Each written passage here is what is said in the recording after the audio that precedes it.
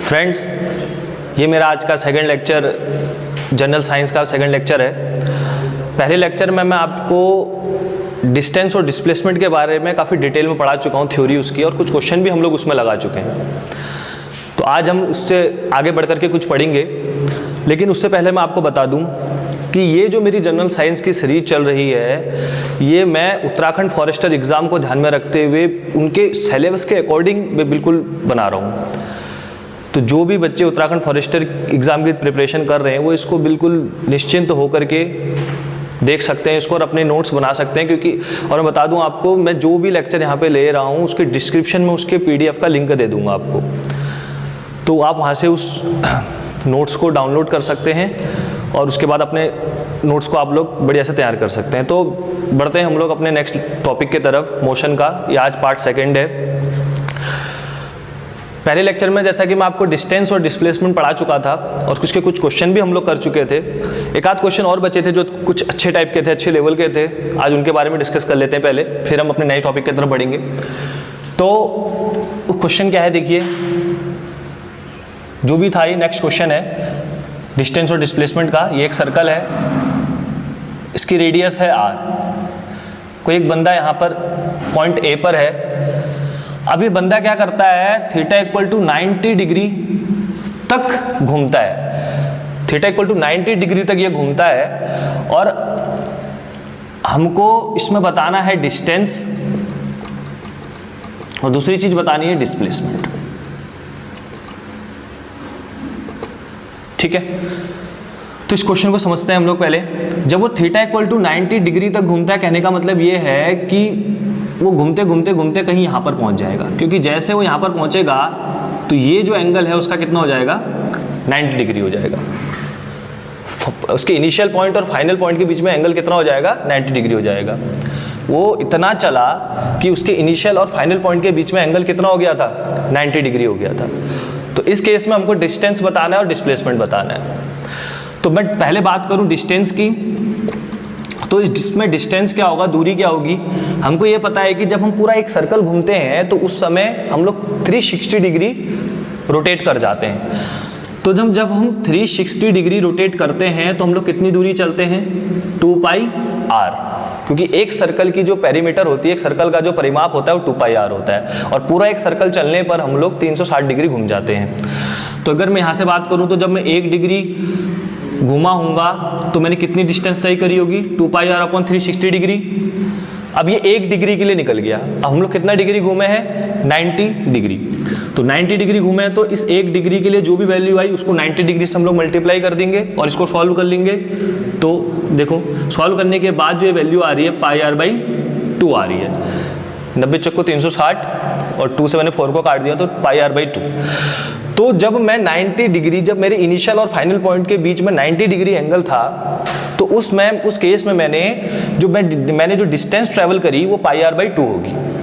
अब मैं इस केस के लिए डिस्प्लेसमेंट निकालता हूँ। इस केस के लिए जो मेरी डिस्प्लेसमेंट होगी वो कैसे निकालूंगा, उसके लिए सीधे एक फॉर्मूला है। आप सीधे उस फॉर्मूले से जा सकते हैं। फॉर्मूला क्या है, 2r sin θ/2। इस फॉर्मूले को आप लोग यहाँ पे बिल्कुल याद कर लीजिए। अच्छा फॉर्मूला है, अच्छे क्वेश्चन यहाँ से बनेंगे। इसी टाइप के क्वेश्चन पूछे जाएंगे अच्छे एग्जाम में। एंगल दे देगा कि भैया इनिशियल पॉइंट और फाइनल पॉइंट के बीच में इतना एंगल है जब वो पूरा घूम चुका है, तो उस स्थिति में आपको डिस्टेंस और डिस्प्लेसमेंट बतानी होगी। तो इस केस में जो कभी भी अगर आपको एंगल वाले क्वेश्चन देता है तो डिस्प्लेसमेंट के लिए आप ये फॉर्मूला लगा लीजिए बिना किसी और कॉन्सेप्ट में जाने के बजाय, क्योंकि हो सकता है वहाँ से आप क्वेश्चन में अटक जाएं। फॉर्मूला बहुत इजी है, फॉर्मूला याद कर लीजिए, 2r sin θ/2। तो यहाँ पे देखिए 2r साइन, और हम लोग कितना एंगल, इनिशियल और फाइनल पॉइंट के बीच में कितना एंगल है, 90 डिग्री बाई 2। तो ये हो गया 2r sin 45 डिग्री।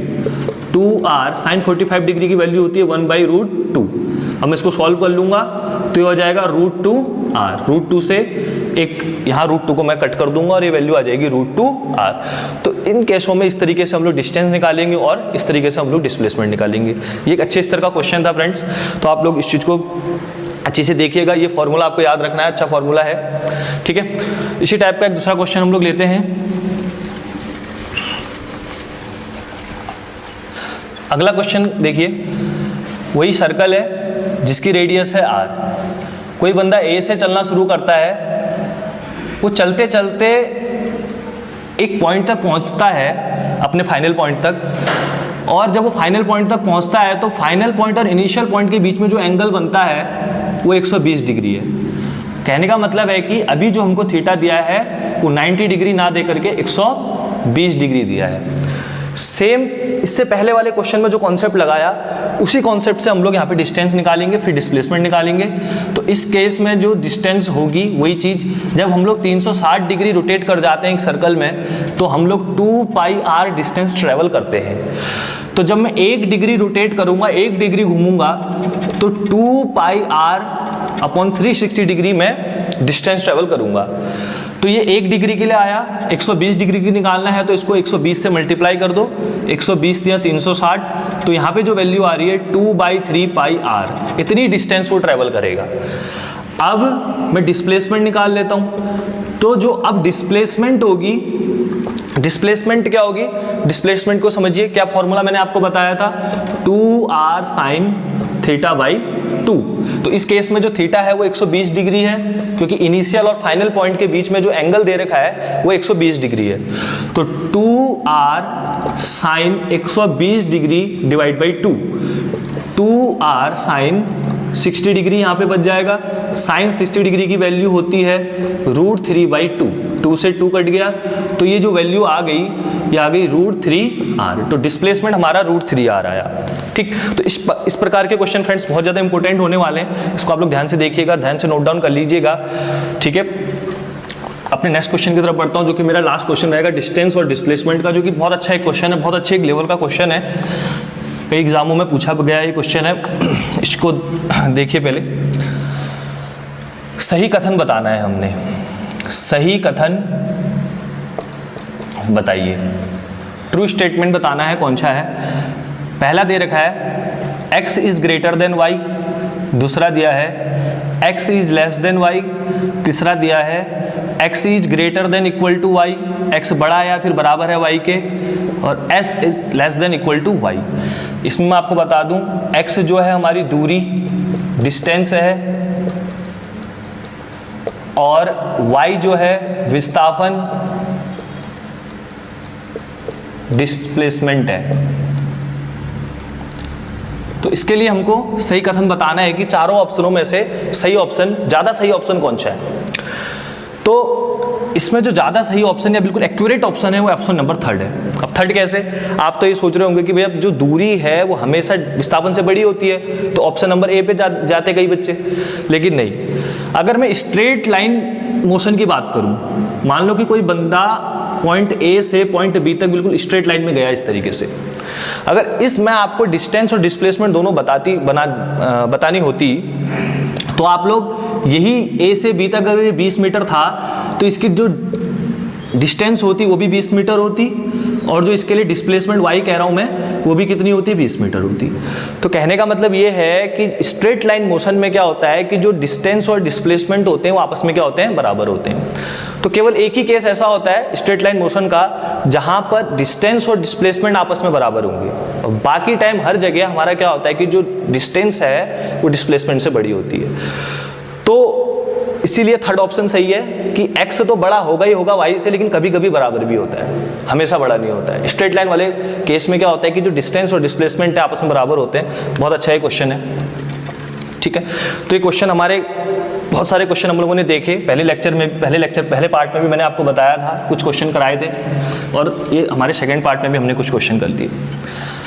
अब हम अपने नेक्स्ट टॉपिक की तरफ बढ़ते हैं। इसी चैप्टर के नेक्स्ट टॉपिक है uniform and non uniform motion, समान व असमान गति। क्या होती है समान गति और क्या होती है असमान गति, पहले इसके बारे में देख लेते हैं। क्या होता है यूनिफॉर्म मोशन? तो यूनिफॉर्म मोशन या समान गति क्या होती है कि यदि कोई ऑब्जेक्ट, यदि कोई बंदा इक्वल टाइम इंटरवल में इक्वल डिस्टेंस को ट्रेवल कर रहा है, इक्वल टाइम इंटरवल और इक्वल डिस्टेंस, समान समय अंतराल और समान दूरी यदि वो तय करता है तो हम बोलेंगे कि भैया वो किस मोशन पर है, यूनिफॉर्म मोशन पर है, एक समान गति में है। समान गति या एक समान गति। और असमान गति में क्या होता है कि किसी मतलब अलग अलग टाइम इंटरवल में वो अलग अलग डिस्टेंस ट्रेवल करता है, अलग अलग टाइम इंटरवल में अलग अलग डिस्टेंस ट्रेवल करता है। पहले सेकंड में कुछ करेगा, फिर दूसरे सेकंड में कुछ और डिस्टेंस ट्रेवल करेगा, तीसरे सेकंड में कुछ और डिस्टेंस ट्रेवल करेगा। तो वो इस प्रकार के जो मोशन आएंगे वो सब किस में आ जाएंगे, नॉन यूनिफॉर्म मोशन में। यूनिफॉर्म मोशन में एक चीज हमको ध्यान रखने वाली बात यह है कि भैया अगर कोई ऑब्जेक्ट शुरू के 5 सेकंड में अगर 10 मीटर चल रहा है तो वो अगले 5 सेकंड में भी 10 मीटर ही चलेगा, अगले 5 सेकंड में भी 10 मीटर ही चलेगा। तो ये जो केस है ये वाला, ये आएगा यूनिफॉर्म मोशन के अंदर, एक समान गति के अंदर। लेकिन अगर कोई बंदा जैसे 5 सेकंड में कोई ऑब्जेक्ट, कोई बंदा अगर 5 सेकंड में 15 मीटर चल रहा है, फिर अगले 5 सेकंड में वो 20 चल रहा है, फिर अगले 5 सेकंड में वो 22-23 ऐसे कुछ चल रहा है, तो ये जो केस आएगा वो नॉन यूनिफॉर्म मोशन या फिर असमान गति के अंदर आएगा। अब एक समान गति और असमान गति, यूनिफॉर्म मोशन और नॉन यूनिफॉर्म मोशन में कुछ चीजें हमको समझने वाली हैं। वो क्या हैं, देखिए मैं बात करता हूं दूरी और समय ग्राफ की, किसके लिए, यूनिफॉर्म मोशन के लिए। डिस्टेंस और टाइम ग्राफ की किसके लिए, यूनिफॉर्म मोशन के लिए। तो वो कैसा होता है, स्ट्रेट लाइन आता है। यूनिफॉर्म मोशन एक समान गति में दूरी समय ग्राफ कैसा आता है, स्ट्रेट लाइन आता है। Distance time graph for uniform motion is straight line, इस तरीके से। ठीक, अब जो नॉन यूनिफॉर्म मोशन है उसके लिए जो दूरी समय ग्राफ है, डिस्टेंस समय t, दूरी और समय के बीच में जो ग्राफ है नॉन यूनिफॉर्म मोशन के लिए, वो एक कर्व होता है, वो एक वक्र होता है कुछ इस टाइप से। ठीक, इसके कुछ एग्जांपल मैं यदि बताऊं आपको नॉन यूनिफॉर्म मोशन के, तो जैसे कोई एक बॉल है, बॉल को जब आप ऊपर से नीचे फेंकते हो, किसी हाइट से ऊपर से नीचे की ओर फेंकते हो, तो शुरू वाले सेकंड में उसकी स्पीड कुछ कम होती है, वो डिस्टेंस कुछ कम ट्रेवल करता है, लेकिन अगले सेकंड में उसकी स्पीड थोड़ी सी बढ़ जाती है, फिर अगले सेकंड में उसकी स्पीड बढ़ जाती है। तो जो बॉल फेंकने वाला केस है ऊपर से नीचे की ओर किसी हाइट से, वो किसके अंदर आता है, नॉन यूनिफॉर्म मोशन के अंदर।